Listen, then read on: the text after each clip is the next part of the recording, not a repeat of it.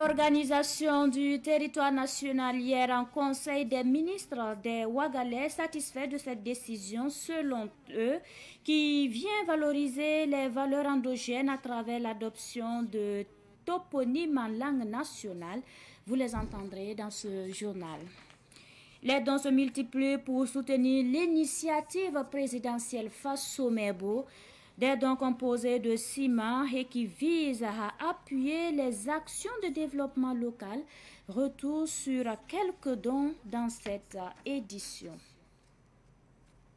Ce sont les principaux titres de cette édition. Mesdames et messieurs, bonjour et bienvenue. Et puis nous débutons par cette actualité. Aujourd'hui, 3 juillet, est célébrée la journée mondiale sans sac plastique. Une journée pour lutter et sensibiliser sur l'utilisation des sachets et leur impact sur l'environnement. Le résumé de cette journée avec Cynthia Zungrana.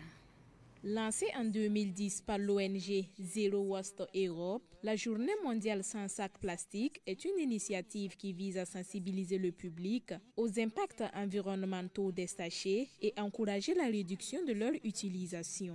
Cette journée s'inscrit dans un contexte plus large de réglementation progressive des sachets à usage unique dans de nombreux pays, avec des interdictions mises en place pour limiter leur impact environnemental. C'est le cas du Burkina Faso, où l'Assemblée législative de transition a adopté le 30 décembre 2024 une loi interdisant la production, l'importation, la commercialisation, l'usage et la détention des sachets. Cette loi est entrée en vigueur le 9 janvier dernier, mais une période de 6 mois a été accordée aux acteurs pour s'y conformer. La journée mondiale sans sac plastique intervient donc à quelques jours de la date butoir de conformité qui est le 9 juillet prochain. La loi prévoit des sanctions contre les contrevenants, incluant des peines d'emprisonnement de 3 mois à 5 ans et des amendes allant de 100 000 à 10 millions de francs CFA. Par ailleurs, des emballages alternatifs tels que ceux en tissu, en façon d'amphani et en coco d'onda sont encouragés. Les régions du Burkina Faso changent de nom, certaines provinces aussi. Leur nombre passe à 17 pour les régions et à 47 pour les provinces. Tout cela a été décidé hier en Conseil des ministres. Les précisions de Ahmed Joël Compaoré. Le Burkina Faso passe de 45 à 47 provinces et de 13 à 17 régions. Les 2 nouvelles provinces qui s'ajoutent sont la province du Diamongou avec Kantiari comme chef-lieu et la province de Karopeli avec Arbinda comme chef-lieu. Les 4 nouvelles régions sont le Soum avec pour chef-lieu Djibo, la Sirba avec pour chef-lieu Bogandé, la Tapoa avec pour chef-lieu Diapaga et le Sourou avec pour chef-lieu Tougan. La réorganisation administrative est partie du constat que les anciennes régions de l'Est, du Sahel et de la Boucle du Moun représentaient à elles seules 43% du territoire.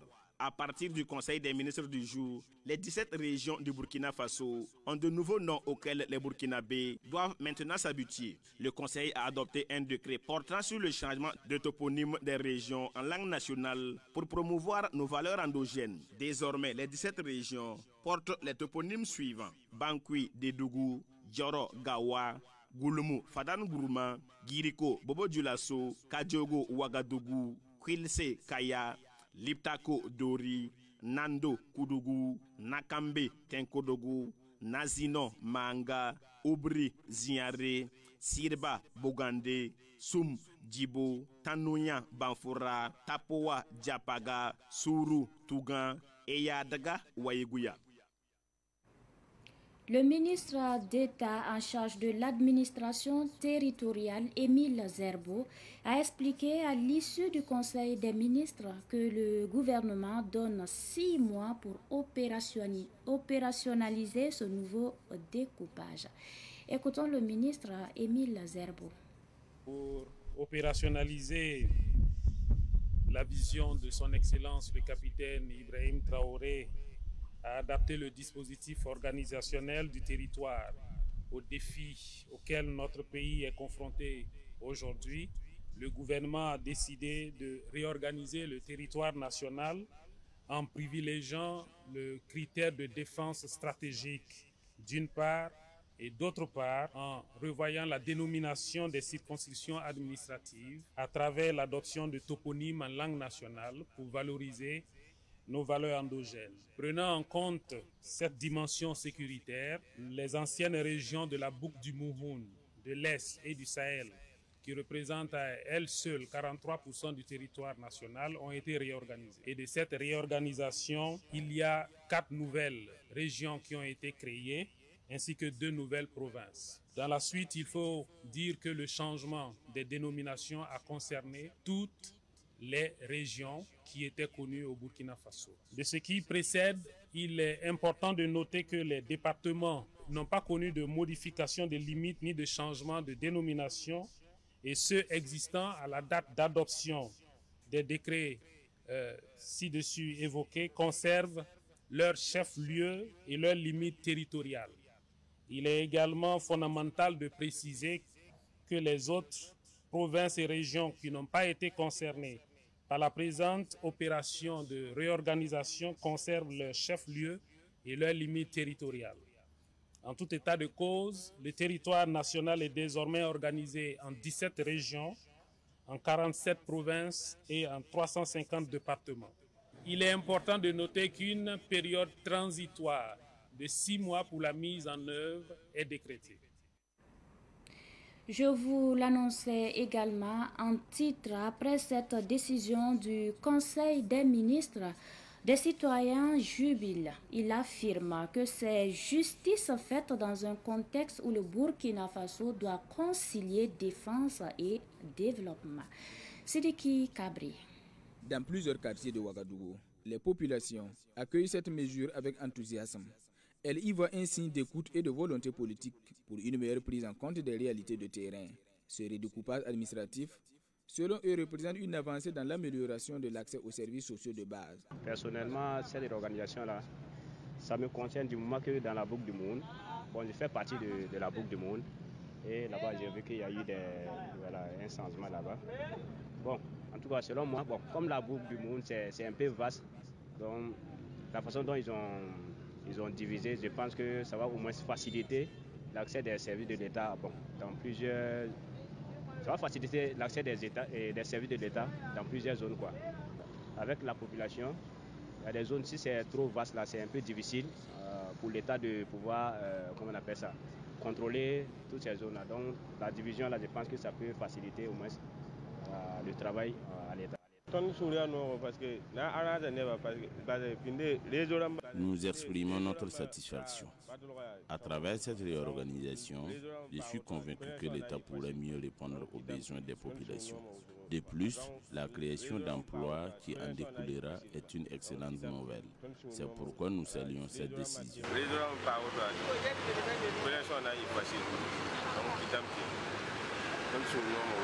Ça va permettre à l'État de bien faire son travail parce qu'on a récupéré certains prix ajoutés. Donc ça va nous permettre d'avancer avec les travaux. On est très content.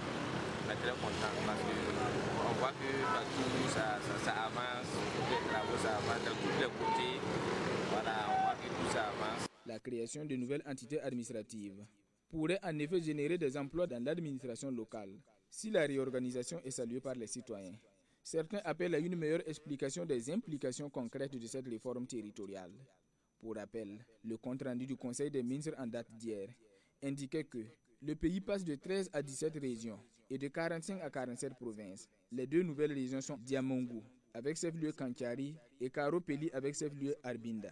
Quant aux nouvelles régions, il s'agit du Soum, avec chef-lieu Gibo, de la Sirba, avec chef-lieu Bogandé, de la Tapua, avec chef-lieu Diapaga, et du Sourou, avec chef-lieu Touga. Nous poursuivons avec cette actualité. La proclamation des résultats du baccalauréat session 2025 a eu lieu aujourd'hui. Une équipe de Savane Média a fait le constat au lycée municipal Vénégré de Ouagadougou. Les propos des candidats recueillis par Germaine Farama et Djamilatou Sakana.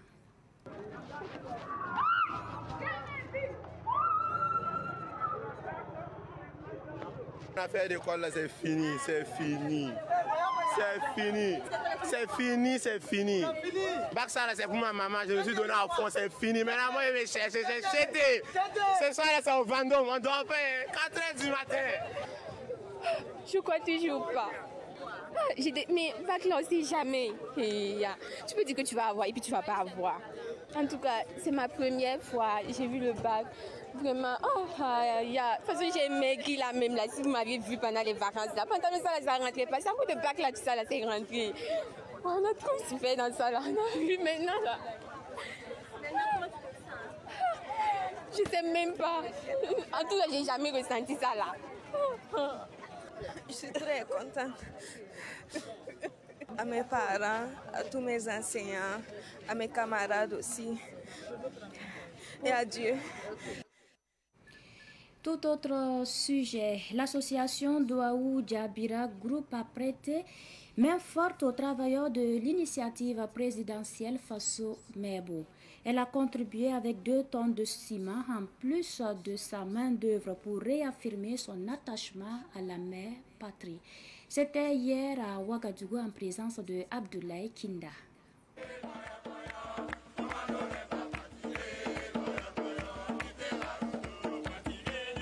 C'est l'ambiance de l'association Douaou Djabira Group sur le site de production de l'initiative présidentielle Faso Mebo à Ouagadougou. Elle est venue contribuer à sa manière au travail collectif. Nous sommes venus avec toute l'équipe de Douaou Djabira Group. C'est vrai que côté culturel et côté sportif, nous sommes présents. Il était important pour nous aussi de montrer également notre solidarité à toutes ces personnes-là qui essaient de construire le pays. Et nous, avec l'équipe, nous avons commencé la communication depuis le 11 mai sur les réseaux sociaux. Voilà, nous avons initié ça comme ça avec M. Charles Doualio. Et aujourd'hui, vous savez très bien que ça a pris. Et quand vous avez regardé la communication, aujourd'hui, tout le monde veut venir offrir un don. Et c'est le plus important pour nous. Donc nous sommes revenus sur le site. Voilà, pour dire à tous les Burkinabés qu'il ne suffit pas seulement de communiquer, mais il faut agir. L'association a apporté avec elle 2 tonnes de ciment de la part d'un Burkinabé vivant au Togo. Il y a un Burkinabé également vivant au Togo, du nom de M. Saint-Paul Ismaël de Saint-Paul-Trans, qui a vu la communication et qui a décidé comme ça d'offrir 2 tonnes. Et donc j'aimerais que tous les Burkinabés aussi fassent également le pas. Et c'est son message aussi qu'il a voulu que nous transmettions.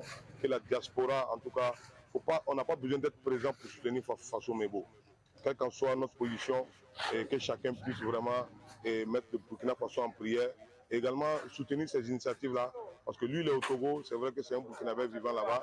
Mais il a envoyé de l'argent pour payer 2 tonnes de ciment pour contribuer donc à l'initiative. L'exemple est suivi par bon nombre de personnes, dont une famille venue célébrer le 20e anniversaire du mariage des parents.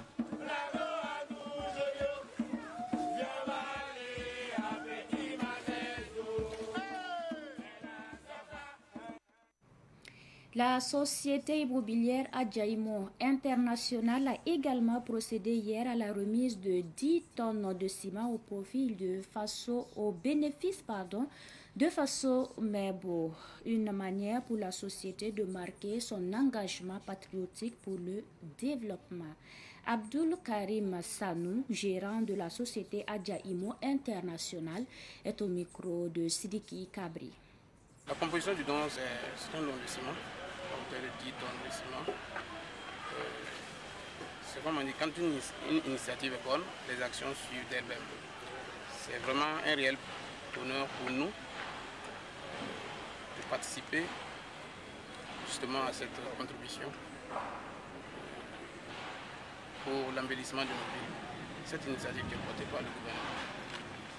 L'appel qu'on lance aux autres acteurs économiques, c'est de vraiment s'initier à cet élan de solidarité, car c'est collectivement que nous pourrons construire nos villes et avoir un avenir plus juste, plus inclusif et beaucoup plus prospère. Et justement, il y aura encore plus d'actions. Ça, c'est d'abord une première phase. C'est comme je l'ai dit, il y aura encore d'autres actions à venir. Et puis, le club des jeunes commerçants patriotes du Faso travaille à redynamiser le secteur économique au Burkina Faso.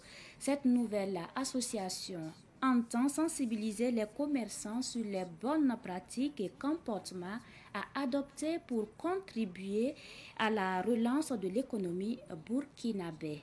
Le lancement officiel de ces activités s'est tenu hier à Ouagadougou. Yacouba Kiamtouré nous en dit plus. Cette nouvelle association des acteurs de l'économie informelle, dénommée Club des jeunes commerçants patriotes du Faso, s'engage à redynamiser l'économie burkinabé. Elle entend former et sensibiliser les jeunes commerçants autour des valeurs de patriotisme, d'éthique, de solidarité et à la défense de leurs intérêts moraux et matériels. Notre objectif, c'est d'abord de former la jeunesse. Vous convenez avec moi que la formation est essentielle. Pour être compétitif sur le marché, il va falloir qu'on se forme. Et maintenant, après la formation, on va essayer de rentrer en contact avec les doyens, c'est-à-dire les entrepreneurs expérimentés, les professionnels expérimentés, à ce qu'ils partagent leurs connaissances avec les jeunes qui viennent de débuter. S'asseoir ensemble entre commerçants, voir comment on peut faire pour que tous les coups soient réduits, quoi. Le message qu'on veut lancer, c'est au niveau de nos dévanciers du secteur informel. C'est qu'ils s'asseyent autour d'une table, qu'ils parlent, essayer de trouver une solution pour qu'on puisse aller de l'avant. Le club des jeunes commerçants patriotes du Faso invite les commerçants à la solidarité et à l'unité pour le développement du Burkina. Il demande aux autorités de travailler avec les institutions financières pour la réduction des taxes pour le bonheur des commerçants. Nous, les petites et moyennes entreprises, là-bas c'est facile. À moins d'une semaine, tu auras quelque chose. Mais maintenant, le hic là, c'est que le pourcentage est énorme. C'est 21%, je dis. Donc, regarde, 21%, les 1 million, 21%. Et puis, c'est subit, il n'y a pas de délai de grâce. Tu prends le 2, c'est que le 2 qui vient, tu dois payer. Donc, si on est en face du président, on va lui demander l'allègement des taux là. Parce qu'il est le président.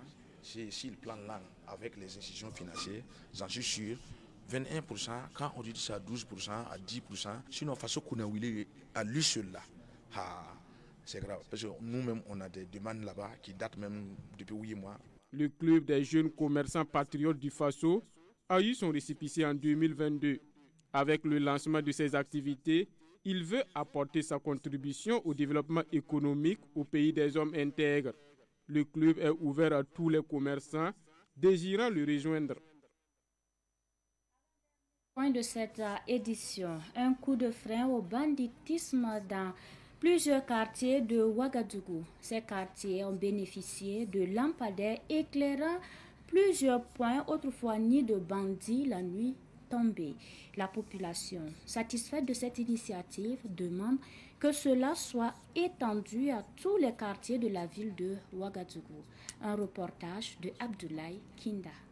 Comme Bonam, Kouritenga, Marcoussi et Kamboïsen, nombreux sont les quartiers de Ouagadougou qui sont désormais éclairés la nuit tombée. Ces quartiers ont bénéficié des lampadaires. Les résidents pensent que l'éclairage permettra d'endiguer le banditisme. À mon avis, ça aide beaucoup. Puisque avant, quand il n'y avait pas de lumière, il y a des voleurs, des braqueurs et autres. Ils venaient faire des trucs ici qui... Voilà, c'est pas bon quoi. Mais maintenant, vu qu'il y a la lumière, ils ne pourront plus faire ce genre de trucs là. Comme c'est éclairé là, ça évite beaucoup de choses. Ça empêche les bandits là. Ça empêche les bandits et aussi ils auront peur de ça. Je vois que c'est bien. Romaric Ouedraogo vit dans le quartier Kouritenga il y a plus de 30 ans. Son quartier vient d'être éclairé. C'est un ouf de soulagement pour les populations surtout les étudiants. C'est une grande satisfaction d'avoir vraiment cet éclairage, ce que nous attendons plus de 30 ans. Nous sommes satisfaits franchement de cet éclairage. Ça allait beaucoup, non seulement diminuer le grand banditisme, et encore de plus, ça permettra aux étudiants, aux élèves et ceux qui n'ont vraiment pas les moyens, l'habitant lambda, ses élèves, ses enfants, peut étudier vraiment et ça sera beaucoup très avantageux pour le peuple. Les résidents bénéficiaires d'éclairage public lancent un appel au gouvernement. Ce projet salutaire devrait être étendu à tous les quartiers de Ouagadougou, souhaite-t-il. Je lance vraiment un appel surtout au gouvernement de penser aussi aux autres quartiers qui n'ont pas encore bénéficié de cette grâce-là. Que Dieu vraiment accompagne le gouvernement de pouvoir vraiment éclairer davantage d'autres quartiers pour le bien-être de la population. Si le gouvernement pouvait faire ça dans tous les quartiers, en tout cas, ça serait bon. Grâce à un partenariat avec l'UEMOA, le gouvernement burkinabé a acquis plus de 2000 lampadaires solaires. Plus de 1200 lampadaires sont destinés à la capitale, Ouagadougou. Formation est spécialisée en coupe-couture depuis 3 décennies. Le centre vient de mettre 29 couturières sur le marché de l'emploi. Chaque impétrante est repartie avec son parchemin et une machine à coudre pour son installation. La sortie de la 30e promotion a eu lieu le week-end écoulé à Ouagadougou. Pakisba Mariam Ouedraogo.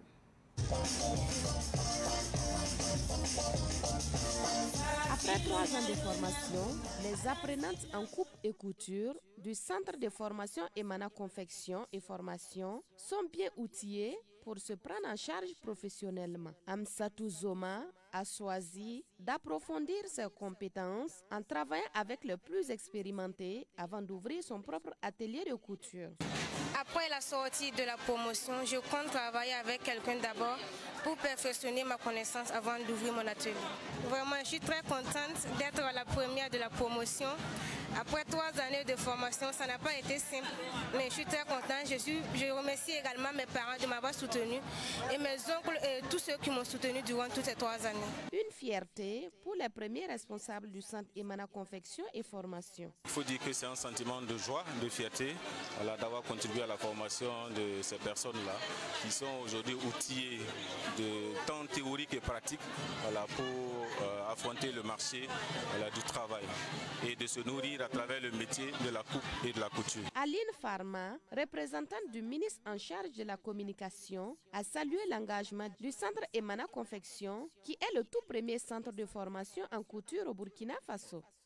Vu la carrière de M. Nanema, c'était plus que, en tout cas, une nécessité. Et 30 ans de carrière, il faut dire, en passant par Yako, Paris, Abidjan et revenir sur sa terre natale pour mettre un centre de formation qui, durant ces années-là, n'a fait que former et mettre sur, en tout cas, la place des gens qui aujourd'hui se suffisent. Le centre Emana Confection et Formation a contribué à l'effort de paix à hauteur de 10 500 000 francs CFA en finançant la formation de 10 apprenants, veuves et orphelins des FDS tombés au front.